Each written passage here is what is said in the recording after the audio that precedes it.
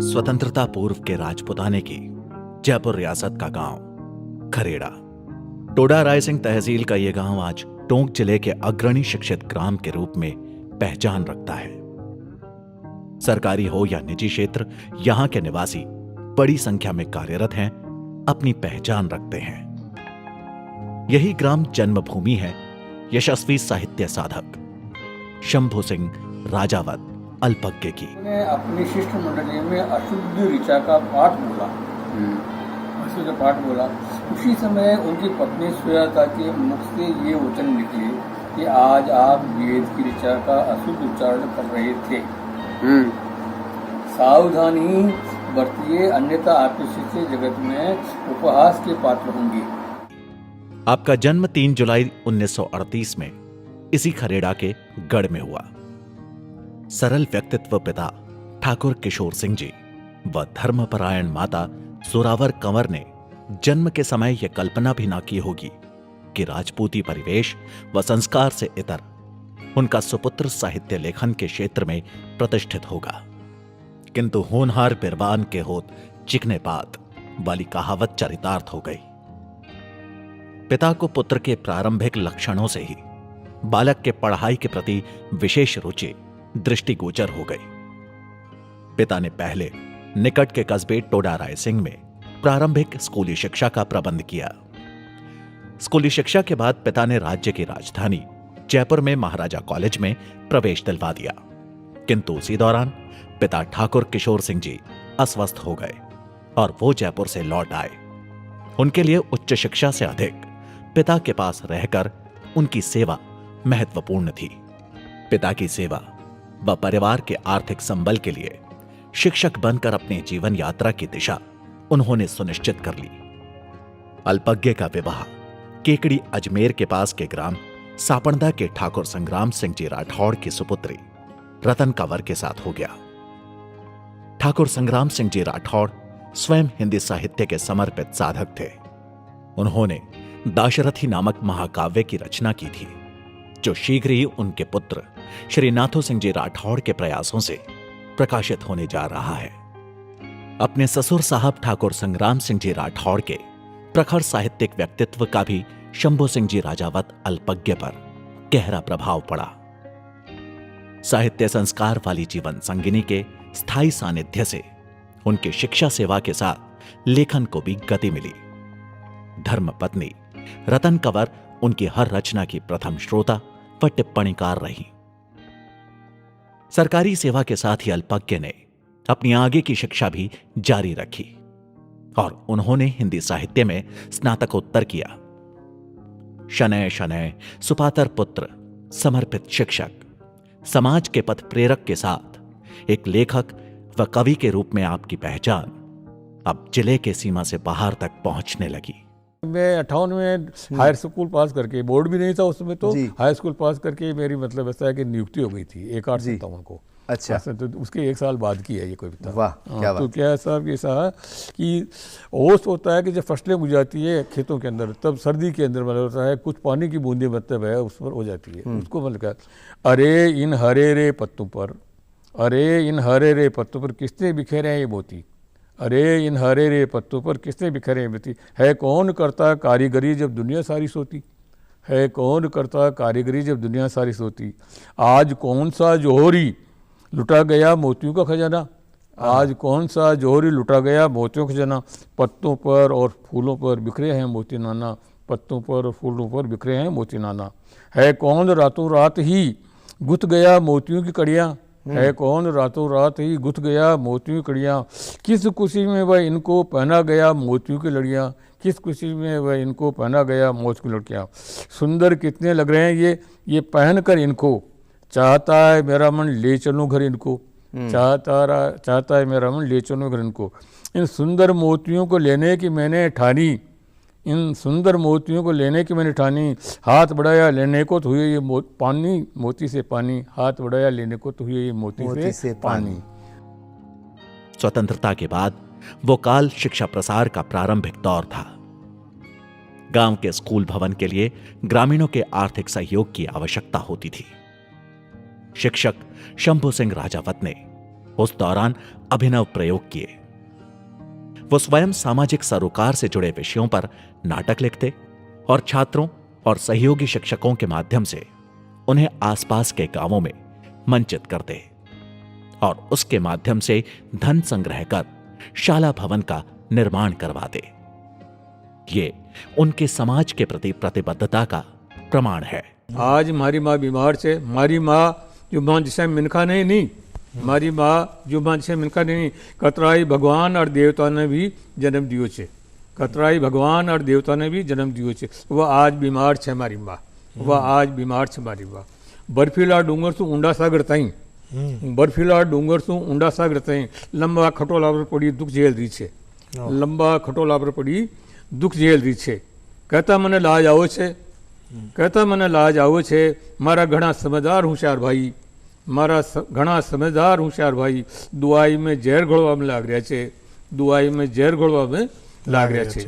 उसी दौरान लिखे उनके नाटक चार आँख्यारो मिनख को राजस्थानी भाषा अकादमी बीकानेर द्वारा प्रकाशन सहयोग मिला, जिसका विमोचन विख्यात लेखिका इस्मत चुगताई द्वारा हुआ। अल्पज्ञ के लिए लेखन कोई शौक नहीं था, वो लेखन के संस्कार उनके व्यक्तित्व में ही थे। पर्व त्योहार हो या किसी का जन्मदिन या खुशी का अवसर, अल्पज्ञ की शुभकामनाएं सदैव कविता के रूप में प्रस्फुटित होती थी। अल्पज्ञ की प्रथम रुचि लेखन अवश्य थी, किंतु उन्होंने अपने सरकारी व सामाजिक दायित्वों में कभी कमी न रखी। समयबद्धता व वचनबद्धता के लिए वे सदैव सजग रहते थे। सरकारी सेवा काल में अपने प्रौढ़ शिक्षा व नवाक्षरों के लिए बहुत कार्य किया। उनके वरिष्ठ अधिकारी व सहयोगी आज भी उनकी सेवाओं की प्रशंसा करते हैं। बाल्यकाल से लगाकर मैं लंबे समय तक उनके साथ रहा। साथ ही उनका सौम्य स्वभाव, सहनशीलता एवं साहित्य सेवा, ज्ञान ग्रहण करने की क्षमता, ये अद्वितीय नहीं थी। शंभू सिंह जी राजावत हमारे परिवार में से ही जो मेरे बाबोसा लगते थे, हिंदी साहित्य को एक नया आयाम दिया। कई रचनाएं उन्होंने लिखी। प्रथम गीता राजस्थान में अनुवाद करके उन्होंने गीता का सरलीकरण करके आम जन तक पहुंचाया। मुझे स्नेह देते, हम पिछले 3 साल से लगातार पत्र विधा पर काम कर रहे हैं। आदरणीय बाबूजी ने मुझे व्यक्तिगत तौर पर कई पत्र लिखे, चाहे होली हो, दीपावली हो, नववर्ष हो, मेरा जन्मदिन हो, वो हाथ से लिखा हुआ पत्र मुझे भेजते थे और मेरे पास आज भी उनकी धरोहर सहेज करके रखी हुई है। उन्होंने प्रौढ़ शिक्षा में जिले की प्रथम पुस्तक बोलता आखर लिखी, जो जिले के प्रौढ़ शिक्षकों व नवाक्षरों के लिए महत्वपूर्ण दस्तावेज थी। कालांतर में उनका निवास यह भवन शिव कुटीर रहा। यहीं उन्होंने अपने भरे पूरे परिवार के साथ रहकर साहित्य सृजन किया। साहित्य सृजन उनके लिए ऑक्सीजन था, तो परिवारजन का संग उनकी ऊर्जा का स्रोत था।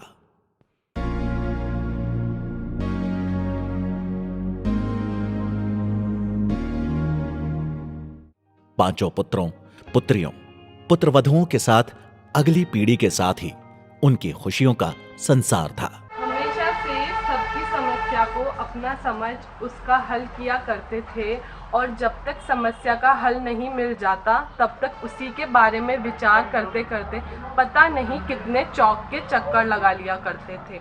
भगवान की आराधना में हमेशा विलीन रहा करते थे, तो रोजाना शंकर भगवान के बीलपत्र चढ़ाया करते थे। सादगी से व्यक्ति थे, साधारण सा हस्तशिल्प कुर्ता पजामा पहना करते थे, माथे पे चंदन का टीका लगाए और हाथ में रुद्राक्ष की माला में विलीन रहा करते थे। हमेशा से अपनी बात रखा करते थे तो दूसरों की भी सुना करते थे और स्वयं अगर गलत हो तो अपनी गलती स्वीकार लिया करते थे। जटिल शरीर और हृदय से एकदम नरम और हिम्मत हमेशा रखा करते थे, पर जब बात परिवार या भावनाओं पर आती तो हमेशा आंखें नम कर दिया करते थे। अपने आप को कलम और पुस्तकों में समर्पित कर स्वयं को अल्पज्ञ कहा करते थे। साधारण से व्यक्ति थे, उच्च थे उनके विचार, हमेशा से करते थे अपने परिवार से प्यार। सेवानिवृत्ति के बाद अल्पज्ञ पूर्णतया लेखन को समर्पित थे। उन्होंने लेखन में गद्य व पद्य, हर विधा, कहानी, कविता, नाटक, निबंध, संस्मरण आदि में पूर्ण अधिकार के साथ कार्य किया। हिंदी लेखन के साथ उन्होंने मायड़ भाषा, राजस्थानी में मौलिक साहित्य सृजन के साथ अनुवाद का कालजयी कार्य किया। राजस्थानी गीता, दुर्गा सप्तशती, मूल रामायण, मूल भागवत, अष्टादश श्लोकी गीता, श्री राम रक्षा स्तोत्रम, जैन भक्तांबर स्तोत्र जैसी कई पुस्तकों का राजस्थानी अनुवाद के साथ रविंद्रनाथ टैगोर की गीतांजलि का भी उन्होंने राजस्थानी में पद्य अनुवाद किया। गीतांजलि की आपने हिंदी में व्याख्या भी लिखी है, जिसका विमोचन राजस्थान की तत्कालीन राज्यपाल मार्गरेट अल्वा ने किया। विगत में आप द्वारा लिखित राजस्थानी गीता का विमोचन उपराष्ट्रपति भैरों सिंह जी शेखावत द्वारा हुआ। आध्यात्मिक व पौराणिक विषयों की रचनाएं उनके गहन आध्यात्मिक व्यक्तित्व को दर्शाती है। आदि शंकराचार्य के पौराणिक ग्रंथ प्रबोध सुधाकर, तमिल के कवि संत तिरुवल्लुवर के ग्रंथ तिरुकुरल का हिंदी व राजस्थानी में पद्य अनुवाद अल्पज्ञ के लेखन साधना के महत्वपूर्ण सोपान हैं। लेखन की सतत यात्रा में साहित्य की हर विधा में 100 से अधिक छोटी बड़ी पुस्तकों की उन्होंने रचना की, जिनमें कई प्रकाशित हुई और कई प्रकाशन की बाट जो रही हैं। ये आपकी लेखन की अतुलनीय क्षमता दर्शाती है। किसी सम्मान व यश की क्षण मात्र की आकांक्षा न रखते हुए उनकी कलम नित नए विषयों व विधा में सदैव सृजनरत रही। या नी है बिनती मारी आपस में मने बचाजे तू, आपस में कदी डरूनी मुंह, आपस में कदी डरूनी में कर सके तो या कर दे तू, आपस में कदी डरूनी मुंह कर सके तो या कर दे तू।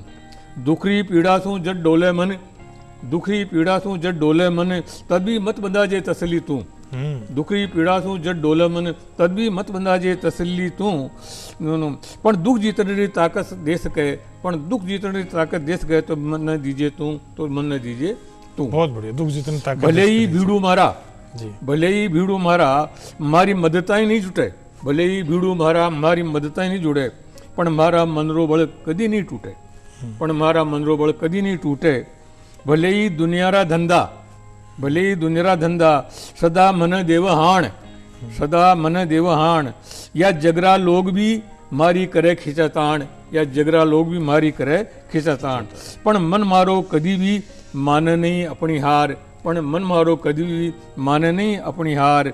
तू दे सके तो दीजिए मने मंदी ताकत हर बार, तू दे सके तो दीजिए मने मंदी ताकत हर बार।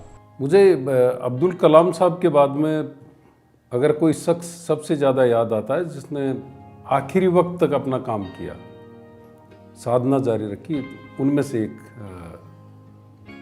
स्वर्गीय शंभू सिंह जी राजावत थे, जो बीमार होने की उस स्थिति में भी लगातार अपना सृजन कर रहे थे। और जब भी मेरी उनसे मुलाकात हुई, जब भी वो जयपुर आते या जब भी कभी मुलाकात होती, तो पता चलता है कि इस दौरान उन्होंने ये 3 किताबें लिख दी या 2 किताबें लिख दी या अब आगे इस पर लिखने जा रहे हैं। तो साहित्य का ऐसा साधक मैंने नहीं देखा, और ये मेरा सौभाग्य रहा कि मुझे उनको समझने का, उनका स्नेह हासिल करने का, उनका आशीर्वाद लेने का लगातार मौका मिलता रहा। और जाहिर है उस वजह से सबसे ज़्यादा मिस भी हम उनको करते हैं। वो जिस स्नेहिल भाव से मिलते थे, जिस तरह से बाहों में भर लेते थे, तो ऐसा लगता था जैसे पूरा आशीर्वाद आपके ऊपर बरस गया। साहित्य के लिहाज से देखें तो उनकी बहुत बड़ी भूमिका रही, समाज के हिसाब से देखें तो उनकी कमी को कभी पूरा नहीं किया जा सकता। वो हर उम्र के लोगों के बीच में अपने आप को फिट पाते थे। छोटे बच्चों से उस तरह से बात करते थे, बराबर के लोगों से उसी अंदाज में बात करते थे, और उनकी सहजता और सरलता ऐसी थी कि जब भी उनकी याद आती है आंखें नम हो जाती। सच कहूँ तो साहित्य का साधक ऐसा मैंने नहीं किया। मैंने 1975 में उनके चरणों में बैठ कर के शिक्षा प्राप्त की है।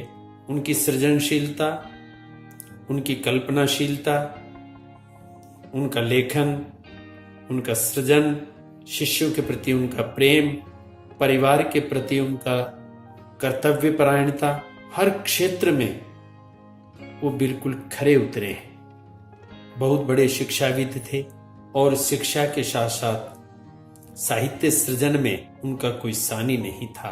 उनका पूरा व्यक्तित्व इतना विराट था कि उनको चंद शब्दों में समेटना बड़ी मुश्किल है।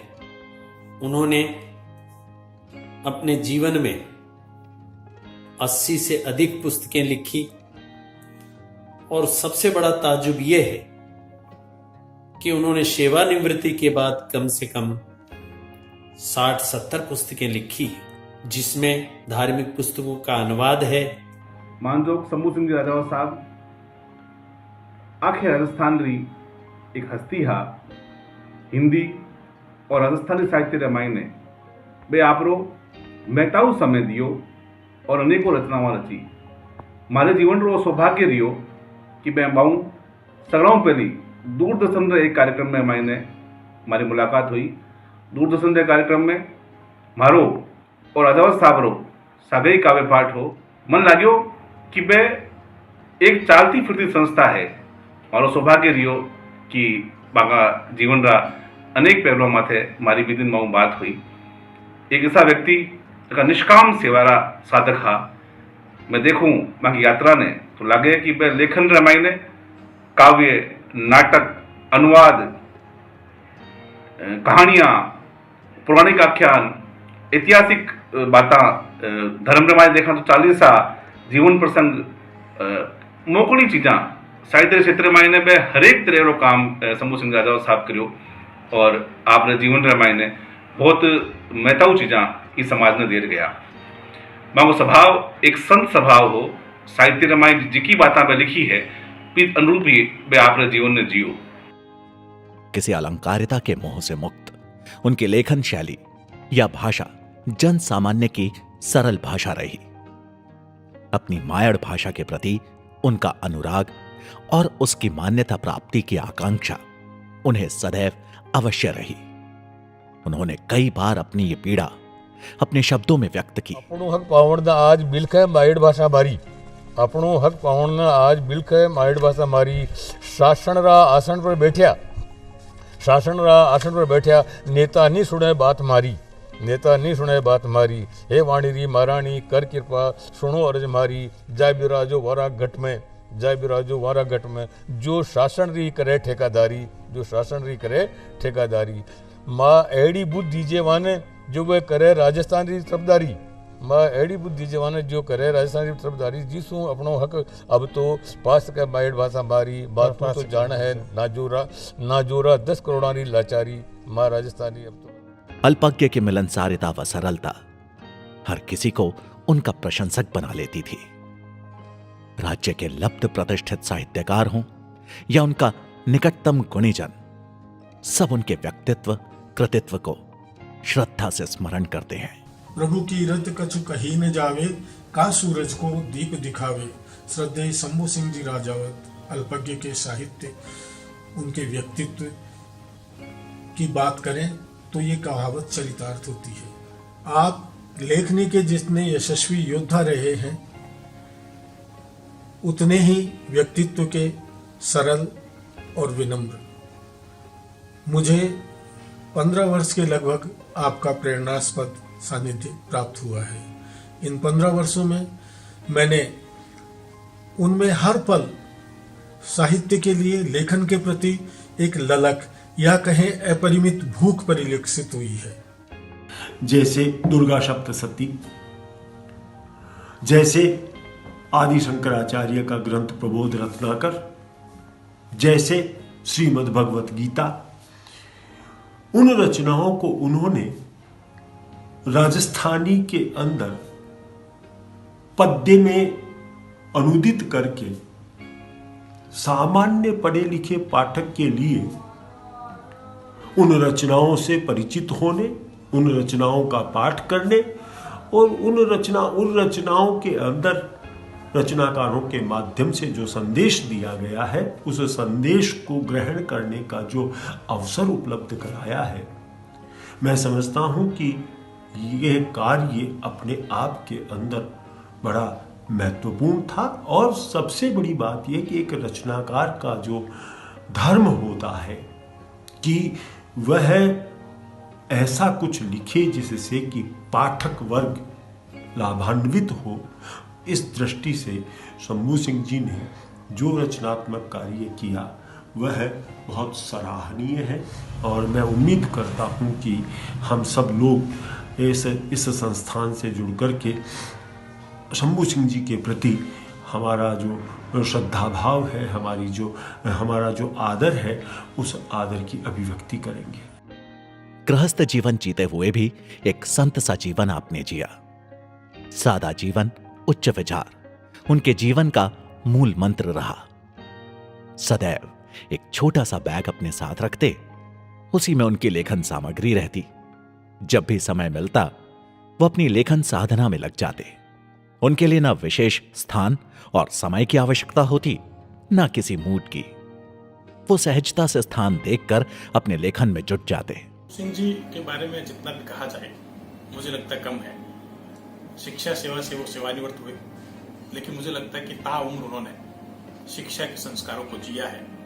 और सबसे बड़ी बात मुझे ये भी लगती है कि साहित्य का जो सृजन उन्होंने किया है वो विविधता लिए हुए है। उन्होंने काव्य रचे, गद्य में बहुत सारा लिखा है, और इसके साथ साथ हिंदी और राजस्थानी दोनों में उनकी जबरदस्त पकड़ रही है। मैं बल्कि ये भी मानता हूं कि जो कार्य उन्होंने किया है शंभू सिंह राजावत जी ने, वो काम बड़े रूप में आकलन की भी मांग करता है कि आलोचना की दृष्टि से उनके काम को वृहद स्तर पर देखा जाना चाहिए। मैं कई बार आश्चर्य भी करता हूँ इस बात को लेकर कि वो अपने साथ अल्पज्ञ लिखते थे, लेकिन जितना उनको पढ़ते हैं मुझे लगता है कि ज्ञान का पूरा अथाह सागर उनमें समाया हुआ है एक प्रकार से। और तिरुवल्लुवर जो बहुत बड़े संत तमिल के जो हुए हैं, उनपे तो उनका काम इतना अद्भुत है कि उसको देख कर लगता है कि मुझे लगता है कि राजस्थान के बल्कि बाहर भी किसी ने इतना कार्य नहीं किया होगा जितना शंभू सिंह राजावत जी ने किया है। उनके जो तमिल में तो आप सभी जानते हैं कि तिरुवल्लुवर जो है अपने आप में एक प्रकार से तुलसीदास जी की श्रेणी में उनका नाम लिया जाता है। और तिरुवल्लुवर जी ने जो लिखा है उसका मूल भी यही है कि व्यक्ति सेवा कार्य करे, परोपकार करे और अपेक्षा किसी भी रूप में नहीं करे। और उनके जो खंड काव्य जो है, उन्होंने मुझे लगता है कि शंभू सिंह जी ने उन खंड काव्यों को अपनी रचनाओं में गहरे से जिया है। और उनकी व्याख्या जो उन्होंने की है तिरुवल्लुवर की जो है, मुझे लगता है उस व्याख्या पर भी बहुत गंभीरता से जो है ध्यान देने की जरूरत है। उनके नाटक ले लीजिए, चाहे खंड काव्य ले लीजिए, अनुवाद का जो जितना संबद्ध काम शंभू सिंह जी ने किया है, या मौलिक जो काम जितना भी उन्होंने लिखा है, वो एक बड़े रूप में जो है आलोचना की मांग करता है। मैं तो बल्कि उनके नमन करते हुए बात और कहना चाहता हूँ कि नई पीढ़ी को उनसे प्रेरणा लेने की जरूरत है कि एक व्यक्ति कितने कितने सारे काम जो है एक साथ कर लेता है। रचना धर्मिता के दृष्टिकोण से देखा जाए तो उनका कार्य बहुत व्यापक है। एक समुद्र की तरह उन्होंने जो है अपने काम का विस्तार किया है। और यह बात फिर से मैं दोहराना चाहूंगा कि वो अल्पज्ञ लिखते थे, लेकिन मुझे लगता है कि वो इस दौर के जो है राजस्थान ही नहीं पूरे हिंदुस्तान के जो अपने आप में एक महत्वपूर्ण रचनाकार के रूप में हमारे सामने आते हैं। और जितना ज्ञान उनके पास है, उनकी रचनाओं को देखकर लगता है वैसा कहीं अन्यत्र दुर्लभ प्राय है। भारत की गौरवशाली ऋषि परंपरा में कविवर शंभू सिंह जी राजावत अल्पज्ञ का जन्म हुआ और उन्होंने अपने लेखनी से एक ऐसे साहित्य का निर्माण किया, ऐसी रचनाओं का निर्माण किया जो अपने युग के का प्रतिनिधित्व करती हैं और जो शैली, तथ्य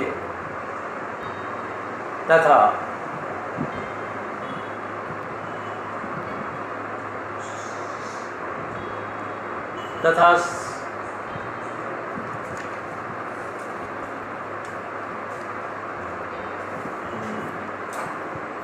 सामग्री की दृष्टि से अत्यंत महत्वपूर्ण है। श्री शंभू सिंह जी को की मृत्यु को, उनका स्वर्गवास हुए 1 वर्ष हो रहा है 30 अक्टूबर को। इस देह को उन्होंने, नश्वर देह को उन्होंने इसी दिन अर्पित किया था, लेकिन लगता नहीं कि वे हमारे बीच नहीं हैं। उनकी ज्ञान गंगा पुस्तकों के माध्यम से निरंतर प्रवाहमान है, हम उससे लाभान्वित हो रहे हैं और मुझे उस व्यक्तित्व से इतना अधिक मिला है जो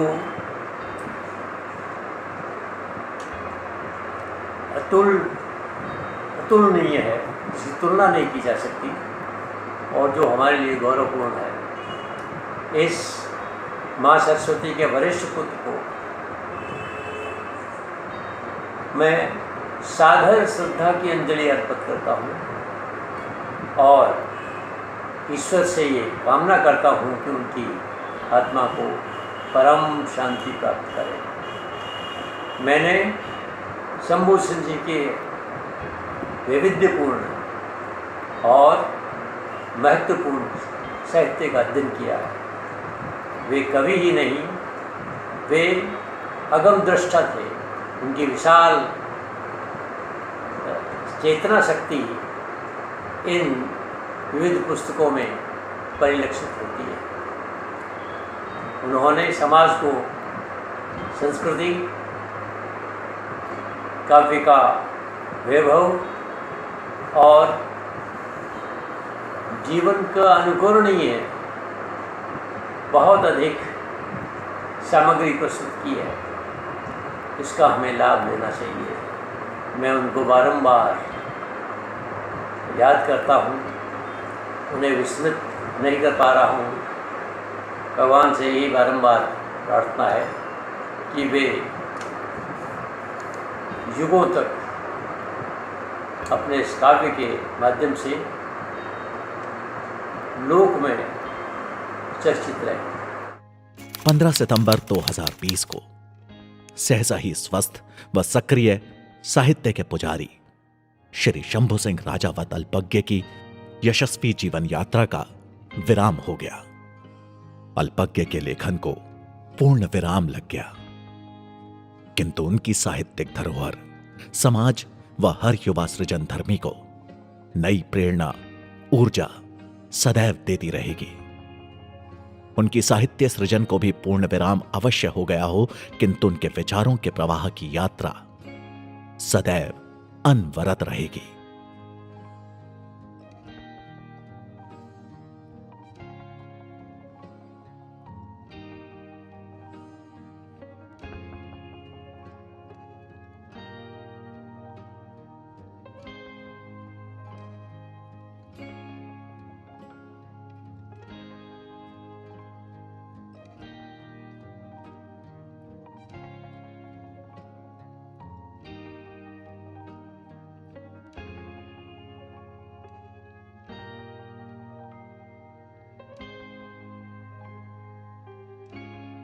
राजस्थान के इस अनूठे साहित्य साधक, संत, शिक्षाविद व समाज हितैषी को शत शत नमन।